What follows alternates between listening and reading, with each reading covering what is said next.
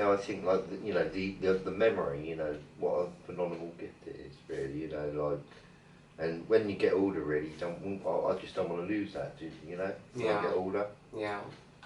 that's the last thing I want to lose, my memory. Yeah, that's true. You know? Yeah. Same for anyone else, mate. But it does happen to some people, mate, and it is quite unfortunate. You know. Yeah. People usually tend to hold on to their emotional memories longer than anything else, because obviously they're attached to some kind of emotional, something that triggers them emotionally in some way, shape, or form, whether it be in a good way, bad way, or neutral way. So yeah, yeah. Having seen it firsthand, it is hard to sometimes to watch. People who might have some kind of, especially older people, generally predominantly older people that have Alzheimer's and dementia and that kind of thing. And don't get me wrong, I actually have seen some people in some environments that I've worked in that have been in their late 50s, early 60s, that have had these kind of mental illnesses, and literally within 5 to 10 years you notice a significant difference, and sometimes they might only live sometimes anywhere between 10 to 15 years, sometimes at the most, sometimes, especially like from the beginning of the diagnosis to the end. It's not always that long, because well, obviously some people deteriorate faster than others, and some slower than others, of course, naturally. That's just human beings. But yeah, it is sad and hard to watch, so I think as we slowly get older, it's even more important to look after ourselves, make sure we're eating the right foods and drinking enough water and getting enough sunlight and exercise and all these things that we all know that we need to do and are right to do in order to kind of look after our physical and mental and cognitive and all that type of shit. And not only that, but also there are certain herbs and certain medicines and certain things you can take, natural things that you can take that are good for your cognitive function. They even talk about eating nuts, like walnuts. Say for example, they say there are certain types of nuts, that walnuts and Brazil nuts and a few certain other a few other nuts and stuff like that are apparently very, very good for cognitive function. That they've scientifically proven that by eating a certain amount of these a week or whatever the case may be, it has an improvement and then enhances your cognitive abilities, and so yeah, because it's just about looking after ourselves, just educating ourselves and about how to look after ourselves and what is best and what's not best, and try to take more of a natural, holistic kind of route, and but yeah, I think the older we get, the more important it is to look after yourself. I mean, I'm getting old now. Do you know what I mean? And I've got, I'm doing research actually at the moment. Sort of like on tablets a little bit. That might sort of help me survive a bit longer. Things like that. I mean, I bought some tablets this week, didn't I? Sort of, I can't remember what they're called. Chromium. And it's the hardest metal in the world apparently. And I saw this in the shop, whatever, and the lady said, yeah, they're really good for you. They're and I googled it, and it's got the hardest metal on earth. Yeah. In these tablets, So anyway, they apparently balance your blood levels out. Your blood glucose. Yeah, anyway, Yeah. I'm still researching it, but I think there's so much to research, isn't there? Do you know what I mean? And if I can help myself live a bit longer, all the better. Do you know what I mean? Blood glucose is basically your blood sugar levels. Yeah. So anyway, I took one of these tablets, yeah, and I felt a lot better. Yeah. So I mean, I think that's one thing. I mean, when I was a bit younger, I think not all of us, because I mean, I can remember my granddad, you know what I mean, and my nan. My granddad, I think he was about 45, when I was about 7, or so, whatever, Yeah. And anyway, he was moaning then about pains and aches and pains, I can remember. You know what I mean? But as he got older and older, whatever, he died at the age of 95. Yeah. He basically, the last few years, basically, he couldn't really remember anything, I mean, I took my girlfriend there, mum, whatever, and he didn't even recognise her, who's she, He's seen her like quite a few times, do you know what I mean? This last thing I don't really want to happen to me is lose my memory, do you know what I mean? But there's nothing worse than seeing your own family kind of get older and older and actually deteriorate. than die. Yeah, I know. You know, I witnessed it. Do you know what I mean? My nan's not here anymore, my granddad's not here. You know, and they're the people. Basically, my mum, my nan and granddad looked after me when I was a little boy. Do you know what I mean? My mum was working hard. Do you know what I mean? Yeah. My dad wasn't there. Yeah. So my nan and granddad was busy. They were kind of your They guardians. were keeping an eye on me. You know, they had a number of kids themselves. Do you know what I mean? And their children had children. Do you know what I mean? So I had a very big family. You know, in one house with lots of children sort of running around. You know, going on. Yeah. And basically, I think I was fed well. I was clothed and kept warm, whatever, looked after and cared for. But I don't think I was educated properly, you know, and I don't think that's their fault, you know, because I don't think they could, because they didn't know themselves. Yeah. Do you know what I mean? Yeah. You know, I think I could have been, I think we all could have been, in a kind of way, educated a lot better than we, you know, told the truth a little bit or whatever, you know. Yeah. Do you know what I mean? Yeah, about what's important. And well, yeah, you know, like I say, you know, it's important to learn to love yourself, do you know what I mean? So, you know, where is that at school, you know? Do you know what I mean? They teach you how to fight, you know, it's all fighting at school, isn't it? You know, so there's not really much compassion at school, is there? Do you know what I mean? Apart from, you know, the compassion at school that I see is the children themselves, you know, especially the younger children, you know, playing nicely together, you know. It's only when they start getting older they start fighting a little bit, you know what I mean, and arguing and going at war together. Becoming more aggressive. And falling out, really, you know. Yeah. I mean, people fall out over money, don't they? Do you know what I mean? Yeah. All sorts, you know. All sorts, yeah. I mean, that's another thing, you know, when you get old, you know, you're not so active to work hard. Yeah. Do you know what I mean? To do, you know, basically you can't really move much, can you? Do you know what I mean? Or do much, do you know what I mean? So you can't really earn much money, do you know what I mean? You know, at that age. You know, so you get a bit stuck, you know. You know, it's a difficult thing, life, you know, I think.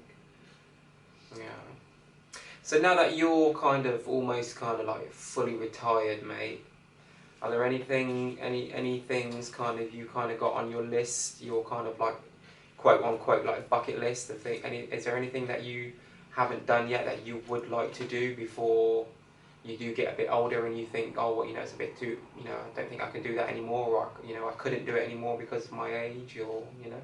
That's an interesting question. Yeah. Is there I think your imagination, right, can do anything.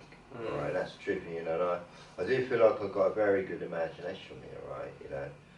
I've got the kind of imagination that can go to the moon right now. Yeah. Very quickly and come back, you know what I mean? Yeah. So, you know, I've got the kind of imagination that can travel to the desert right now. Yeah.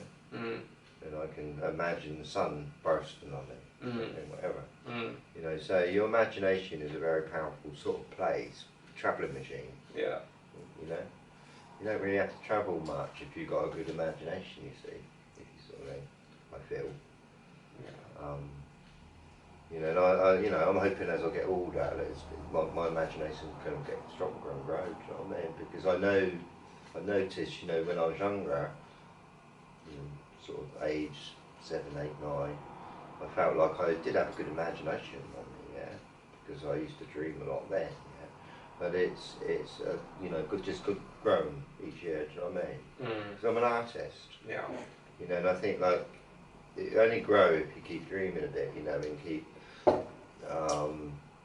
utilising it. Well, I used to have nightmares, you know, when I was younger. You know, I used to, I think I've talked about it in an episode, struggled with a thing called paralysm sleep. Yeah. And I used to get it all the time, do you know what I mean? And it was phenomenal nightmares, you know, but when you're a child and you have your first dream, can you imagine it, right? You know, you're a year old, or say 3 years old, yeah.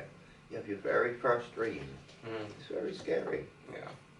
You know, do you know what I mean? It's dreams are scary, you know, and it's getting used to these dreams, you know, and controlling them in the kind way, you know. Yeah. And I've really sort of realised that I'm not scared of my dreams anymore. Do you know what I mean? You know, there's nothing to be frightened of in this world. Nothing. Yeah. Not even a spider, do you know what I mean? Well, you know, like, I can see the most scariest spider. You know, I can imagine a giant spider in front of me. Yeah. Yeah. Or hundreds of them attacking me, yeah. But it doesn't scare me anymore, right? Because I love spiders for one, right? You know, yeah. I respect every living thing, you see. And I know that they look scary, right? But I know that they're only trying to survive themselves. Oh, of course, yeah. They're just trying to live and survive and eat. They're not much like they're not much different from ourselves in a kind of way. You know, they can see, they can hear. You know, spiders can hear. You don't think they can, but they can. They got, you know, we've got little hairs in our ears, but they got little hairs on their legs. You could tell that they hear though straight away, because even if you like, they can hear. Sometimes I remember like once in a blue moon you might get a spider in the bathroom, let's say for example, and sometimes you might turn on the bathroom light, or you might be walking into the bathroom to get something or something, and straight away they move. They start moving. I wouldn't say you're all spiders here, right? You know, it depends if they've got hairs or not, all right, on their legs and things like that. And then other spiders can hear better than others, right? Whatever. You know, it's all kinds of things out there. Do you know what I mean? And other animals can see better than other animals. Some animals can't see at all. Yeah. Got them all. Yeah. Can't see. It lives on the ground. Don't need eyes. Yeah. Now the bat, believe it or not, bat is more intelligent than a horse. Okay, scientific fact. Okay, they know how to see in the dark, and they know how to sense things in the dark. You know what I mean? So they use their intelligence, but apparently there's a part in their brains that's bigger than any other mammal, and that's their memory. Okay. Wow. Okay, so they got bigger memory. Yeah. They got apparently bats. I don't know about all bats, because there's lots of different kinds of bats. You know what I mean? There's, of course. You know, yeah. There's fruit bats and there's ghost bats. You know, do you know what I mean? There's a lot of different bats out there. And they also live a lot longer, right? And that's another very interesting thing. Like for instance, you know, like say a small bird. They, you know, like say a blackbird. Most people know the size of a blackbird. They averagely live for, I think, about 7 or 8 years, I think, the blackbird, But according to size, but you know, like the bigger an animal is, the longer it kind of lives a little bit. Do you know what I mean? It's like funny like that. Do you know what I mean? It acts like that. But they couldn't work out why the bat. It's quite small, same size as a blackbird or a mouse, say. But it can live a lot longer. It can live 30 years. You know, but what they found out is it's got anti-dioxide in their blood cell that go around. They got more than other animals and things, right? They go around in their blood cell, right? Because in the oxygen, you see, it's the oxygen which we all breathe. In a kind of way that is basically aging us, apparently. You know, would you believe that? You know? It's a gas that's kind of slowly killing us, or you know, I don't know. It's you know, it's interesting to study. Let's put it that way. You know, I mean, I want to learn more about things like this in the future. I mean, so I can really get a bit deeper with it. You know, at the moment I don't feel I know enough to talk about it. Do you know what I mean? I mean, I'm somebody. You know, some people want to know, think they know it all, don't they? Don't they? A lot of people do, don't they? I'm somebody that don't want to know it all, you see. There's certain things I don't want to know. You know what I mean? You know, you got to realise that, you know, there's certain things you don't need to know. You know what I mean? So I'm somebody that don't want to know everything, you know what I mean? I'm choosing what I want to know. You've got to be a bit clever about, you know, like for instance, I mean, like I said, I'm not really interested in engines or cars, so there's no point in me knowing about all that. You know what I mean? It's not, you know, useful to me, if you sort of mean. It could be for somebody else, though. Oh, of course, you know, if you see what I mean. Of course, all individual, isn't it? It's all subjective, you know. But I'll say the memory is one thing I don't want to lose when I'm older. Do you know what I mean? Me too. You've got to think about it. You know, you don't want to sort of look at your daughter and can't remember who she is. God forbid, I mean, and that's what some old people get like. I know. So you know? I see it that, excuse me, I do see it though, right, mate? I do see it, you know, I've seen it before, you know. Even right now, in the environment that I work in right now, there is a lady that when her daughter does come in, she doesn't always recognise her. Sometimes she does, sometimes she doesn't, you know. But the daughter will still stay with her, sit with her, you know, for a few hours and, you know, talk to her and, you know. So she still makes the effort, even though she knows her mum doesn't always recognise her, you know. Getting old can be a harsh, cruel thing, you know. Sometimes people revert, you know, we kind of, as humans, we kind of revert almost back into kind of being like adolescent children to a degree as we get older. A lot of people, a lot of people have to wear, You know, I don't, you know, not, you know, just being honest and frank about it. A lot of people have to wear like incontinence pads. People have to have help and assistance with washing and dressing. People need someone to cook for them and look after them and to do their stuff because they're just either too weak or too frail to kind of do it anymore, or to do their errands like shopping and A lot of people going, you know, a lot of old people go into their second childhood, you know, yeah. they start acting like a 5-year-old. Yeah, Like, yeah, you know yeah, what I that's mean? true, yeah. You know, so... Yeah. And then sometimes you need to be fed as well. Sometimes people deteriorate to the point where you actually have to be fed. You know, you have to actually, someone actually has to come and give you breakfast. You know, make sure you have something to eat and drink. You know, 3-4 times a day. You know. So it's not easy. You know, but there are some exceptions to the rule, though. You know, you do get some older people that are very, very lucky and they're completely physically, mentally, etc. healthy and strong and still independent and going. You know, so yeah. And it's really sort of sad for, you know, the members of the family that's got to deal with somebody that can't remember how to do things and that, do you know what I mean? And they really have to sort of give up their own lives to start doing things for a member of a family that they love, do you know what I mean? And that can destroy them. True. But you know, that can actually make them ill. You know, this happens, do you know what I mean? It actually, you know, this happens quite a lot. That, you know, I mean, I know somebody actually, I've got an old friend called Bruce. He's got his mother and father, and he used to go around there every Sunday, whatever, you know. I didn't really meet him or whatever, you know, but he said his dad died, you know, I mean, basically he was sort of like completely lost his memory, do you know what I mean? But his mum was looking after him, do you know what I mean? And she, you know, they were loaded with money, whatever, you know, bought the house, but she was finding it very hard work, do you know what I mean? And I think she was pleased when he died, do you know what I mean? It was a bit of a relief, do you know what I mean? Because that's the thing, when you get married to someone, and one of you gets ill, you've got to really sort of look after that partner, do you know what I mean, in a big way. You know, the only way to get rid of them is either look after them till they die, or divorce them, do you know what I mean? You know, it's difficult life, I think, you know. Yeah. So I think it's a bit sad life in a kind of way, you know, that as I was growing up, I loved my nan and granddad, you know, did everything for me, but now they're not here and I can't thank them for it. You know, and I didn't really get to know them as much as I wanted to, right? Because I suppose at the time, I mean, I was sort of like 25 and busy with my family, you know, and I didn't really sort of have time to sort of think about the questions that I really want to ask them, which I do now, do you know what I mean? Of course, yeah. You know, and all that, you know. Yeah. Talk about the war and all that, you know. And, you know, I don't even know really where he lived from, you know, do you know what I mean? I think he come from Ireland, yeah, whatever, yeah. But I'm not sure.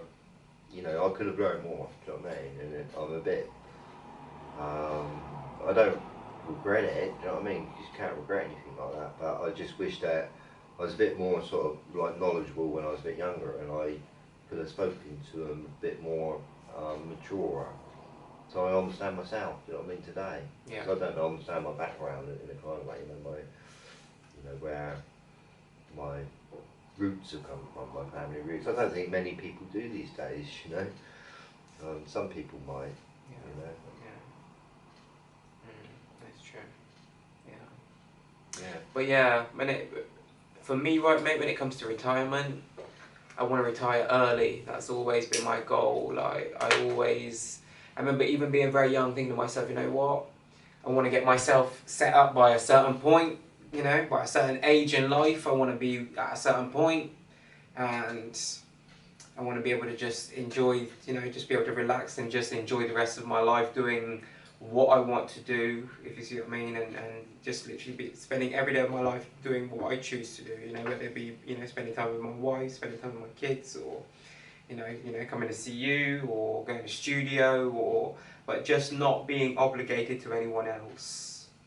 That is the goal, you know, in the near future, to be completely self-sufficient and independent, you know, financially, in every regard. So I have no obligations. I'm not on anyone else's clock. I will be 100% my own boss, and my own, you know, make and break my own schedule. You know, I choose to go to work, you know, choose to go do, you know, the work that I want to do, and I choose to do it, you know, not, you know, having to, you know, wake up at, you know, crack of dawn every morning and you know, be at someone else's business, making someone else rich. Well, I'm enjoying life at the moment. So you know, I'm not rich. I want to retire young. My plan is to retire young. You know, so that's the plan. I'm not rich, but I'm enjoying life because I feel that I'm very independent. You know, it's nice. You know, like when I was younger, a teenager, I used to have my own bedroom. Yeah. And I used to do what I want a bit, you know, whatever. And that kind of drifted away, you know, when I met somebody, you know, like it does, you know, you've got to focus on someone else. But because that didn't work out, whatever, I'm free again, you know, and it's beautiful. Yeah. You know, and I really sort of like, I suppose sort of when I did separate first, it really, you know, hurt me and everything, you know, and there's a number of years that you can't look forward to tomorrow even, do you know what I mean, or enjoy the moment in a kind of way, you know, for a number of years, you know, but now I'm enjoying the moment. And that's what's really important, I think, in life, you know, sort of, you've got to focus in life, for one, but you've got to aim to enjoy the moment as much as you can, okay, or try your best to enjoy the moment. Yeah. Whatever situation, even when you're sick, alright, you got to try to survive, haven't you, you know, and enjoy the moment, I think, you know. Yeah. It's no good being locked in the past about things, you know, which I was, you know, I'm guilty of it, you know. Yeah. And you can't sort of enjoy the moment when you're, you know, sort of, you know, living in the past, basically. You've got to live in the moment and just look forward to